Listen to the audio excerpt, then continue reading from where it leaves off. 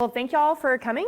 I will be talking about sort of experiences I have had in teaching sustainability, looking at sort of the way that has come through in creative reuse, and I'll talk about what that is and define it, and environmental education. And so my primary experiences have been sort of places I work, and so Scrap Creative Reuse is the only creative reuse store in DFW that's open to the public. So Fort Worth has a creative reuse store called the Wellman Project that is primarily for teachers. So if you are an educator and close to the Fort Worth area, they're a great resource to have. Scrap in Denton, we are a open to the public, affordable materials, arts and crafts store. We're also a nonprofit that provides educational programming. So I'll talk a little bit more about that. I also work with sort of a internal department in the city called Sustainable Denton. It's primarily sort of an outreach component about sustainability and programming. And then I work at Clear Creek Natural Heritage Center, and I'll talk about the sort of the public school educational programs we've had going on there that I've been a part of. So our guide for today, I'll first introduce the organizations that I'll be talking about, providing some definitions about creative reuse and environmental education, and then talking about specific examples I have experience with. So this involves farms and gardens, really just taking learning outside and how we can bring that into our curriculum, syllabi.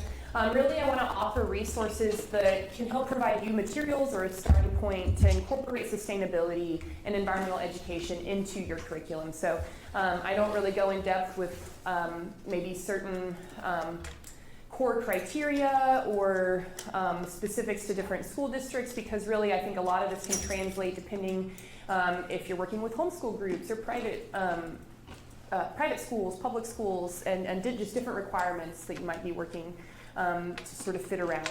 I'll also talk about the Nature Center, the Creative Reuse Center, and then sort of summarizing everything and just sort of tips that I've sort of learned over the years that seems to help with students of all ages, elementary, middle school, high school, and college, and how to connect with students about sustainability.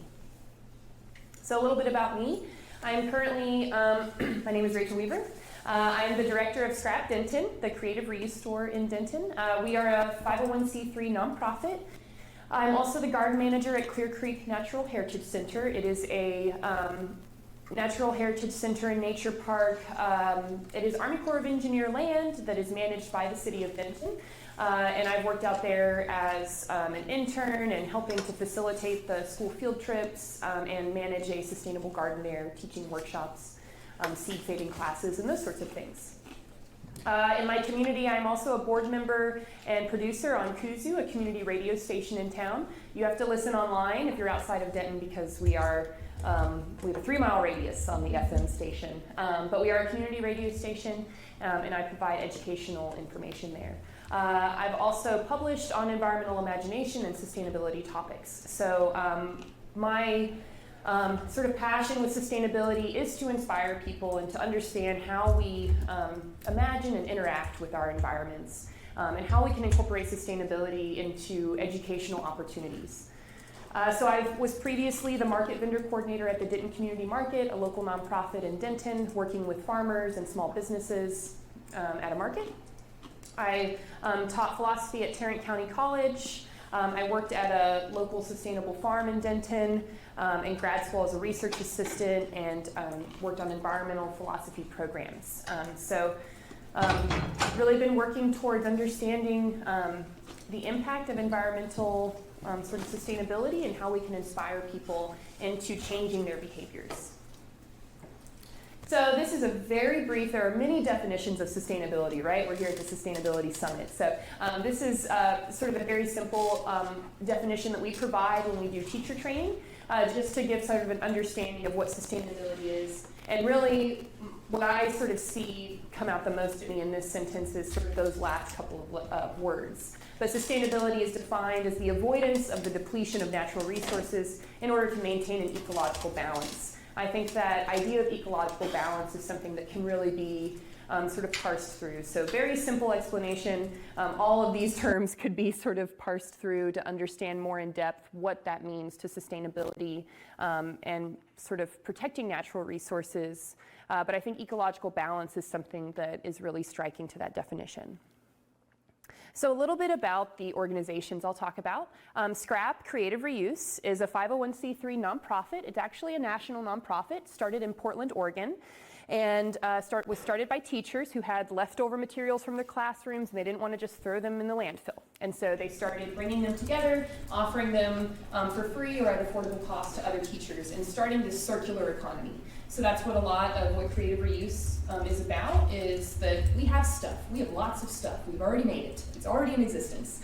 Some of us only need to use it once. And so what do we do with those materials that we're no longer using, or we don't have a use for in the context that we're doing, but it is still useful. It still has a use that someone else could creatively utilize. So our mission is to inspire creative reuse and environmentally sustainable behaviors by providing educational programs and affordable materials to the community. So why do we do the work that we're doing? We do it because we want to inspire people. We want to inspire people to change their behaviors. How do we do that? We do that through providing educational programs and affordable materials to the community. So we take in donations of the supplies, and we sort through it, we make sure it's still usable, we put it onto our floor, and we provide those at a very marked down and affordable price. We also offer affordable educational programming. So we provide high quality creative reuse education for youth and adults, and we try to keep those at an affordable cost while supporting our organization. Our big focus on sustainability is waste diversion, so reducing the amount of waste that we send to the landfill. In 2018, Scrap Denton, so there are 7 scrap sites around the US. Portland is our biggest store. Scrap Denton was sort of started back in 2012, and all of the locations are very locally managed. We don't share inventory, so each location is sort of localized in the sense that we're working with the inventory that is donated to us. We offer educational programming based on what the community around us wants. And so while we're a national organization that we can help each other, we're also very localized in our communities, connecting with what the community wants.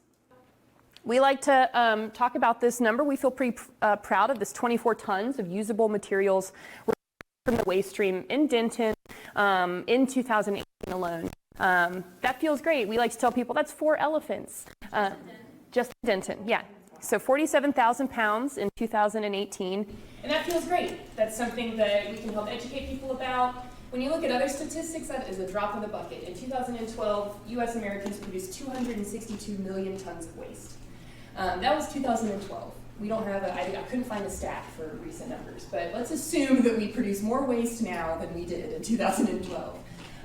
So, that feels really good, especially we see that physical aspect of we diverted that much waste and it went to the community and they created something with it, and they made gifts, or they made toys, or they made some piece of art, or they sold it in their small business, and so it has an impact.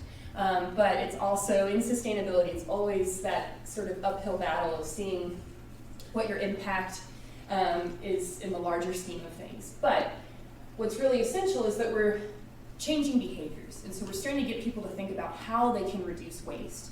And so while we divert a certain amount, we're also changing those behaviors so that people are able to start to use reusable bags, or make their own produce basket, or have a fun evening with their family crafting that helps them save money, and they create something for their home and they have fun together. So trying to really influence those sustainable behaviors. The mission of the Nature Center, Clear Creek Natural History Center, is to inspire environmental citizenship through an understanding of the natural heritage of North Central Texas by providing nature experiences, education and research programs, and conservation and restoration projects. So we host workshops that are free and open to the public. We do volunteer days where volunteers get to work on restoration projects with us. We work with the Elm Fork Master Naturalists that develop programming with us and have built up the school program that I'll talk about. And so it is a free park. It is sort of the closest space, sort of nature space that Denton has, where it's just a 20-minute drive. and sort of suddenly you're out in nature. And it's 3,000 acres. About 10 miles of that is used for hiking. A lot of it is used for just conservation. Very little human sort of involvement in those spaces. And there, on other parts of it, there is sort of hunting permitted, and the hunting helps fund a lot of our programs, the hunting permits. So Clear Creek Natural Heritage Center is sort of in the public, because it's managed by the city of Denton, and it's Army Corps of Engineer property, and it's meant to be sort of restorative environmental spaces.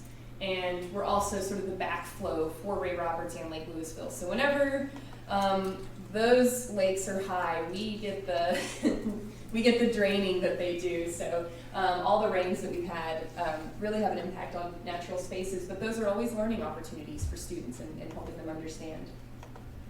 So I'll first define creative reuse. I've talked a little bit about it, but just for those of you that might not be familiar, this term creative reuse, also known as upcycling or repurposing, those are kind of more common words we hear. It's when the addition of creativity to an already manufactured item brings a new function. So we turn a CD jewel case into a bird feeder. We turn wine corks into a corkboard. Take a torn up t-shirt and turn it into a pet toy or a rug. Reuse centers like Scrap collect discarded materials from the public and reuse them to give them new life. Many centers resell these items to the public for a bargain or donate them to teachers, which we donate materials to our community as well, and allow these organizations to have future projects with them. We also do teacher training so that teachers can have a creative reuse center in their classroom. So you always have materials available for the kids to craft and learn with. This is sort of our circular economy idea, our ecosystem of a thing. So let's start with bottle caps. Those are all pretty common. They're clean, reusable, they're donated to us. We stock them, organize them, we make it into this unique shopping experience. People can purchase those, or they get them in a workshop. They turn them into something unique. Maybe that's given as a gift. Later on, maybe you're like, oh, I'm done with this picture frame. And you can even break down the materials again and repurpose them. And so trying to find that way of constantly reusing items, because like I said, we've created these things. They're already there, but how do we use them to the fullest and allow others to sort of get a piece of that pie, like allow others to have that opportunity to create with that item. So Scrap's got sort of a couple different arms. I've already sort of been talking about these. In general, we are a material retail store and we focus on waste diversion. Our educational programming involves field trips where schools can come to us or we go to schools. We do teacher training, Girl Scouting outings, birthday parties that always has like a creative reuse craft in it. We do adult workshops. We have Tinker Hour and kids workshops. We do free create, studio time. And we try to be involved in our community by sort of reaching out as a resource. Being in Denton, we have 3 colleges. We have the 2 universities and the downtown NCTC campus now. And so we're a great resource for students to get office supplies, school supplies. We have teacher resources so that they can find those at an affordable cost. And really just trying to make it to where anybody feels like they can create and they don't have to be, they don't have to the bank in order to be creative. So environmental education can be defined as the organized efforts to teach how natural environments function, particularly how human beings can manage behavior and ecosystems to live sustainably. So that's about our behaviors, that's how we interact. So it's multidisciplinary. I think a lot of focus on environmental education comes into the sciences, ecology, earth science, atmospheric sciences. My background and what I like to see is coming up more and more talked about, because as part of my grad research was how to sort of get the social aspect more explicitly talked about in environmental issues, is to bring in sociology and anthropology, philosophy, political science, as well as history, art, music, and performance. And so we see STEAM a lot, but we still have that A that just kind of gets like, oh yeah, that's STEM with a little bit extra, right? But the art is really important because I think that that's really an entry point for a lot of people to start to comprehend sustainability, more so than, while everything else is important, art and music and these things can kind of have this more this effect where you didn't realize that you started thinking and caring about it, and suddenly you're aware of sustainable issues or an environmental aspect, and it was just because you created something or you heard something. And so I think that that's a great way to kind of get people thinking about it without them realizing that they're thinking about it. So now going on to sort of examples and case studies. Reasons to teach sustainability. A lot of you probably already incorporate this. First reason, get outside, right? We all want to get out of the classroom and go outside. Today's a beautiful day, finally. And so it's fun to get outside. There was an article I just saw. It's like, environmental education is so important because it gets people outside. And so it's sort of the common thing that we go to. I remember in school it was always like, a teacher's going to throw you through a loop like, we're doing class outside today, and maybe you're just sitting in a circle outside, but that was always a memorable day for experience or for students. So it can also increase student awareness and achievement. I think that incorporating sustainability into curriculum will just start to bring about that situational awareness and that sort of environmental awareness cultivated in students. It's an innovative and exciting way to teach these topics we're typically teaching: social sciences, art, math, and science. Sustainability can connect all of these things, and you see how they influence each other. I, coming from the social science and art background, was always kind of, I didn't think I was capable of math and science in certain ways, and sort of putting myself into those areas where I thought I can't collect that data, or I'm going to mess up the field research, and just sort of being in spaces where if you just participate fully and you do it, you see that you are capable of these things. And so, and vice versa, students who might think that they're better at math and science and that they don't have an artistic element, you see that they really do. And so how to incorporate those things to see that we all have these in us, and when sustainability is at hand, we're really needing all of these facets of ourselves to help. It can also develop healthy habits and environmentally sustainable behaviors. I think when you bring a kid to a farm, they'll start to be more interested in vegetables. They'll start to want to try things out. They'll start to say, wow, I know what that looks like on the plant, and I learned more about it. So it can develop healthy habits. Just getting kids outside is better, just getting them hiking. So I think that it has this physical and sort of emotional effect as well. And then it's active learning. So students love it because it's more active than sort of sitting in the classroom. So take learning outside. One instance I've taught before and been involved in is sort of sustainable farm tours, developing school gardens, and garden tours. So things to consider is the weather and the season. If it's really rainy or really cold, kids aren't going to have fun. If it's really hot, that can be risky for everybody. If you're traveling to like a nature center or a farm, you have to consider facilities, transportation, and those things. And you want to think about group size. So at Scrap, for instance, we typically deal with smaller groups, 25 or less. A lot of times it's even under 10, but that's great because we get really intensive time with them. At the Nature Center, a lot of groups would come out in like size of like 100, and you have to kind of break them up into groups so that you can kind of give that designated time to it. So consideration of group size and where you're going, and to just be prepared and prepare your groups. So many times where, it happens to be a cold day and the kids are wearing shorts on their hike, and you're just like, you are going to be freezing out there. Or other days where you see the kids really prepared that they wore long pants even though it's a little warm. You're like, okay, good, well, they're hiking, there's gonna be bugs and things like that. So just those little tips that help prepare students so that they're not distracted by those things that are making them uncomfortable. And you're gonna have students who, they've been outside, they go out with their family, and they're all prepared for it. And so you could just cultivate with them that extra learning. But then some students, especially if they're coming from Title I schools or lower income areas, they might have never been to a nature center or been at a space like this. And so you don't want to create a space where they're just going to remember the negative. And so trying to make it to where they're comfortable, but they're learning through the process, they're still with the group, so that they're dealing with all of the same environmental factors that everybody's dealing with. This was like a little activity. It could be incorporated into a classroom already. This is like a pretty simple, for probably primarily like elementary and younger elementary age. But it's kind of a game we would play at the farm where you ask the students, where does this come from? So you can just have a bin of assorted canned foods, fresh foods, socks, just different household items. And you sort of ask the students, did this come from a farm, a factory, or a store? And you sort of have either like a basket or a sort of decorated box that illustrates those. And a lot of kids, like I said, this is really maybe for more younger students, but maybe they sort like socks and cotton balls like at the store, because that's where they see those being purchased. Maybe they put canned foods at the factory, and then they put eggs at the farm. Essentially, you're going to show them that everything comes from the farm, and so showing the importance of understanding our agricultural history and understanding why farms are important and why we want to support those. So this is sort of a pretty fun little activity that we use to introduce the importance of farming at the farm tours, but I think that teachers can incorporate this into their classes as well, just as a way of getting students to think about farms and their importance to us.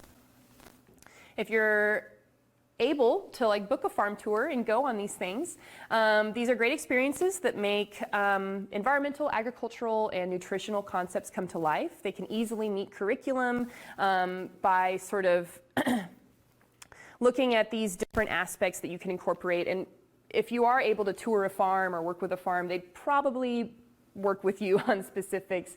They'd probably be happy to have a group coming out to see them if they offer that sort of farm tour. But science and math, you can talk about food webs, life cycles, habitat, soil exploration, watershed health, photosynthesis, collecting data, right? And this can be made more or less difficult depending on the grade level. Language arts and English, work on like a scavenger hunt that kids would have to kind of figure out what's a vegetable that's yellow? What's a vegetable that has a perfect flower on it? Teaching them sort of biology in addition to sort of environmental awareness.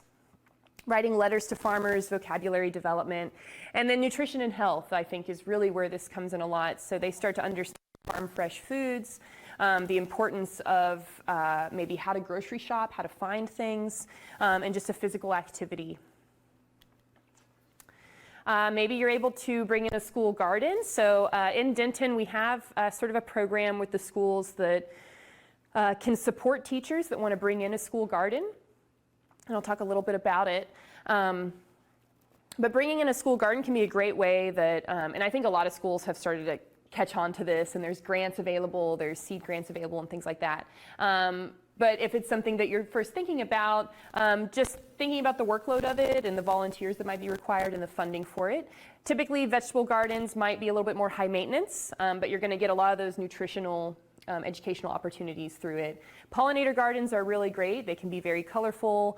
Students get to learn about insects and monarchs and these things, and they're kind of more like medium maintenance. And then if you had a native garden, with sort of all North Texas plants, that might be a little bit lower maintenance, and you can still incorporate in some of the pollinator aspects and things like that. So anyone can bring a garden into their school. We want to support teachers that want to bring in environmental aspects into their classroom. You just have to sort of find a space and talk with your school administration. I hope that most school administrations can get on board with these things, but I understand that sometimes there's a lot of paperwork, or things can have a lot of momentum, and then if one person steps out, you have to kind of figure out how to keep that momentum moving. Setting a goal and deciding what you want to accomplish and figuring out the maintenance of it. Luckily, you've got an ongoing resource of students who would help provide maintenance and volunteering, but some of those first steps you have to get through some of the sort of the red tape to get to it. But I think more and more administrations are starting to realize the importance of supporting those programs and seeing how these lesson ideas can be brought into the classroom. So bringing teaching outside, but also bringing gardening and the environment inside. So in the language arts, we can talk about poetry, creative writing. They can talk about life cycles. Also the aspect of meditation and mindfulness. I think that this is something that teachers are starting to incorporate just with all of the cultural aspects going on, everything that students are hearing, from their parents and news and just sort of the stress that even really young elementary school students can feel. I know most of my sort of elementary school teacher friends try to incorporate mindfulness and meditation into their class, especially if a student is having a difficult time. In the social studies, we can talk about just different environments. We can talk about economics, change over time, and specific scientists. In math, you can sort of get more specific in measuring things, incorporating those processes, and I think these can all sort of translate depending on the grade level. And in science, ecology, biology, geography, geology. So incorporating all of those sort of sciences into it as well. So at Clear Creek, we have the Denton ISD field trips. We bring out 2nd, 4th, and 5th graders to Clear Creek. In the beginning, it was sort of self-guided. They just kind of like went on hikes and they had little science journals. Now, with the help of the local master naturalists, they have a much more intensive sort of stations that they go to, and they get a really great, all-encompassing sort of understanding of the flora, the plants. They get to go on a hike. They learn about the mammals, reptiles, amphibians. They get to see living animals. They get to see kelps. So they get to see a lot of these different elements. We also work with Sustainable Schools. That's the program that promotes teachers being involved in this. And so it's a collaboration with the City of Denton and the Nature Center. Sustainable Schools basically awards points to teachers, and they can accumulate those to get grant money to do some kind of sustainable project in their school. And so coming out to Clear Creek is a certain amount of points. Starting a recycling program in your school is a certain amount of points, so most of those have them now. But just bringing in different sort of speakers or programs, you can get points in Sustainable Schools, and then you might be awarded grant funding. So in 2018, we served 4,500 students, bringing in 2,100 in the spring, 2,300 in the fall. They have science journals that we print in English and Spanish. Topics include weather and erosion, mammals, reptiles, and guided hikes. And we bring in Title I schools throughout the district.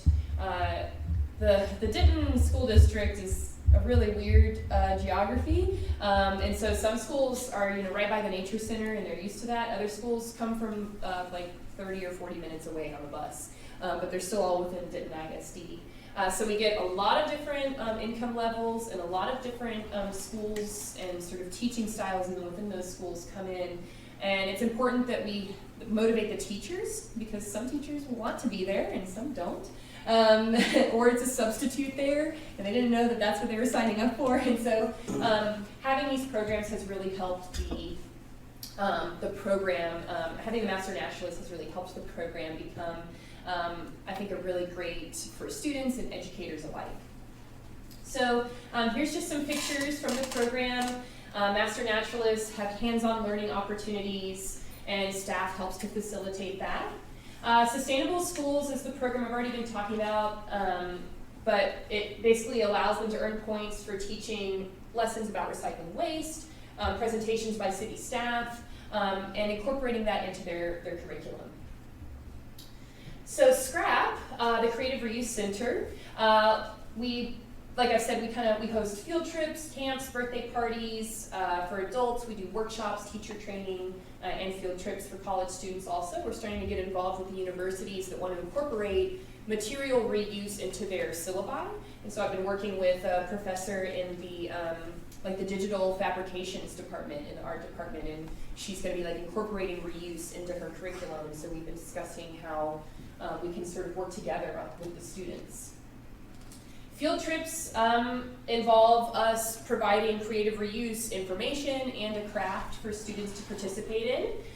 We can really cater this to the needs of the students, the age, if there's specific requests, if there's, we try to make it to where all of the crafts and the lessons are inclusive and that it involves the students and so that they see what they can create with reused materials. So in 2018-2019 school year, we reached 198 students from Title I schools and over 200 students in Denton. So we primarily go out to Title I schools. That's part of sort of our affordable mission. We also offer scholarships, and this past year was our 20th year anniversary as an organization, and so we offered free field trips. So we were able to go out to communities that wouldn't typically have been able to maybe access our resources. Camp Scrap is a lot of fun. We host these during the public school holidays. So we try to line up our camp whenever the schools are closed. And we offer sort of opportunities for students first to sixth grade, and then we offer a teen camp, and then we're talking about an adult camp too. But so kids get to invent, make, create, and bring these creative ideas to life. Each day staff sort of mixes things up. They get a free create time period where they just get to make whatever they want, and that is where they get so creative and they made really interesting projects. One student in summer camp made like a giant box of a video game, like a fighting video game, but it was physical and it was kinetic, it moved, it worked, it was great. And then he ended up just kept on making them. And his parents were like, we can't get him to stop. He just keeps making these boxes. So that's really great. They had to like find ways to store them. All reuse, all using like cardboard and stuff. So like I said, we award scholarships, and that's, as a nonprofit, we can accept donations, and a lot of those donations goes towards our scholarship programs.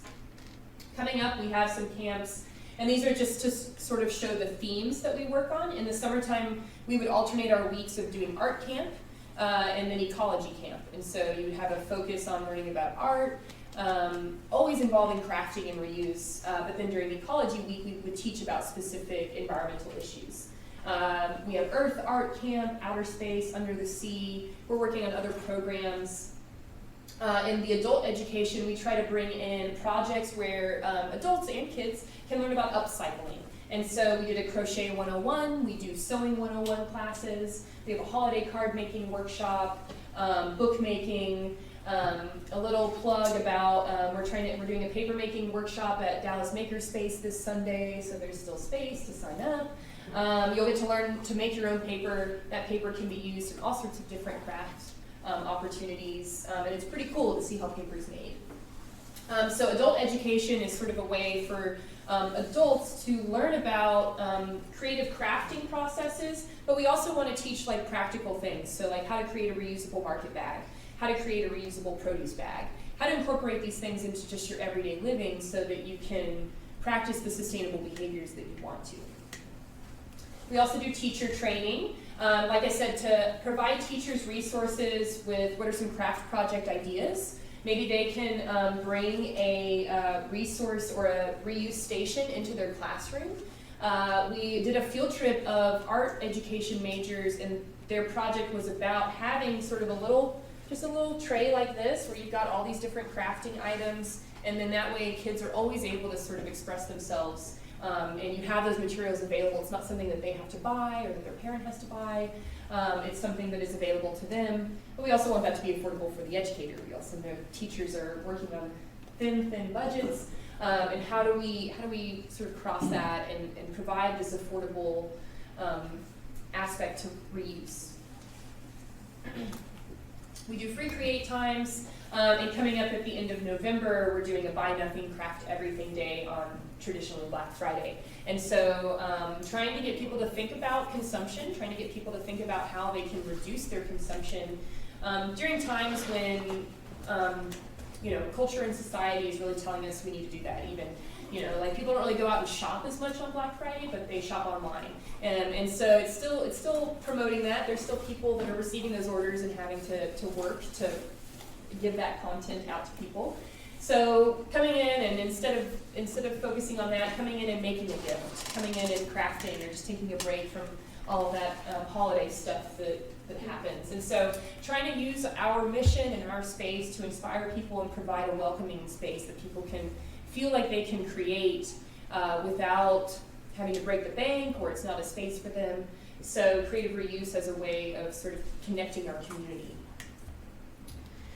So in summary, we try to really teach the four R's of sustainability, and this is sort of what, we all want to reduce our consumption. I think as we start to tap into this, we do that, and then we want to reuse things. Recycling is great, but we hear a lot about sort of the negatives of it or the difficulties of it as we have so much stuff to recycle.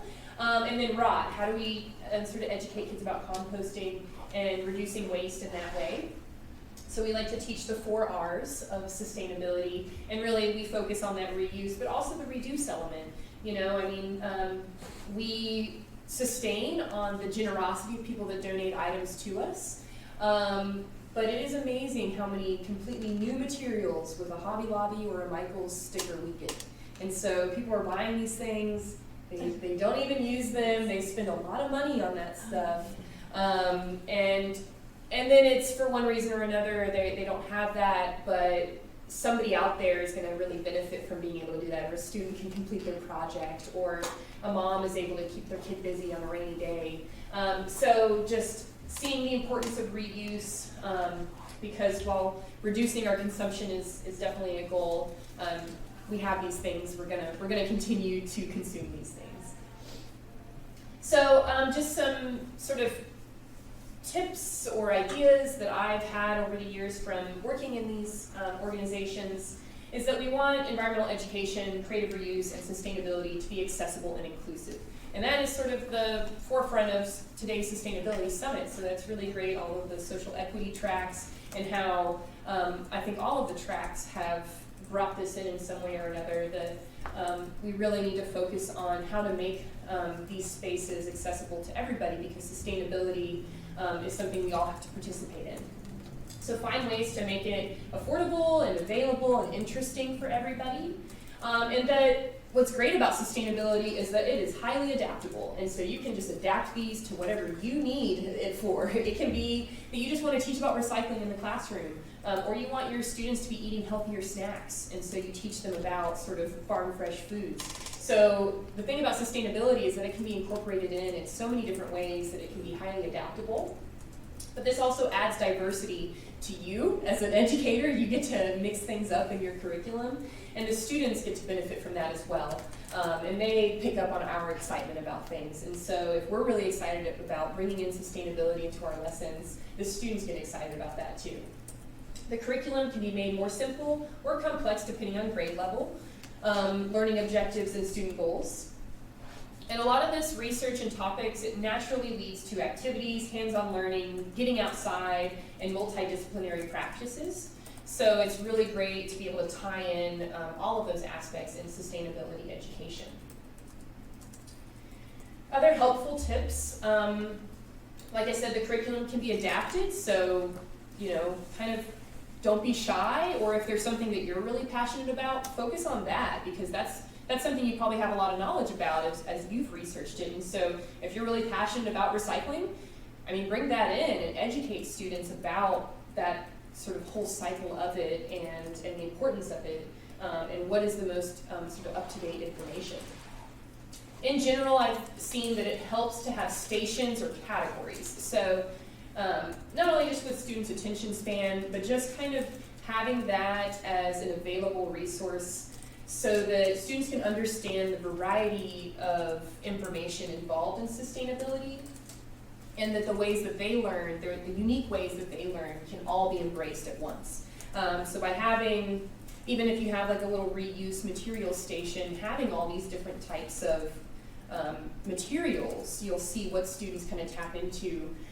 Or at the Nature Center, having a station for art, but they're still learning something about sustainability, or they're learning about ecology, or having a station with mammals, because the kids really want to touch fur, or having a station with reptiles, because some of those kids really like scales. And so, so having all those different sort of categories or stations helps, so that every student sort of hopefully taps into something that sparks or inspires them, as well as showing the sort of intrinsic biodiversity of sustainability. And then if a student is having difficulty at Scrap, we say that we focus on redirecting rather than reprimanding. And so if a student is just having a hard time with attention, or they're just having a bad day, trying to redirect them, because if they get reprimanded while you're trying to teach environmental education or sustainability, they're going to kind of have that like negative connection to it. And so redirecting students to where they understand how to find an aspect that will cultivate or direct their energy in a way that will get them motivated to learn about it. And that a lot of times other students, just want that student to benefit as well. So we try to always redirect students so that they are able to find something about that sustainable lesson that positively impacts them. So educating students, this was this great hike that came out in Denton, and this was a lot of these students' first time hiking. And all I did was kind of hike them up to a pollinator garden, talked about native plants, and then showed them some turtles. But they were all so excited to have been able to do that. They made me this poster with all the animals that they wanted to see. I think it just, it can be that instant of really changing their minds and getting them to think about it. And that, they feel so motivated to sort of continue learning about that. So I think sustainability topics can be, if we feel like we don't have the training for it, it can feel like something difficult, but really there's a lot of accessible information about sustainability or environmental education now that I think that we're able to bring that into sort of our curriculums and inspire students in that way. Thank you so much.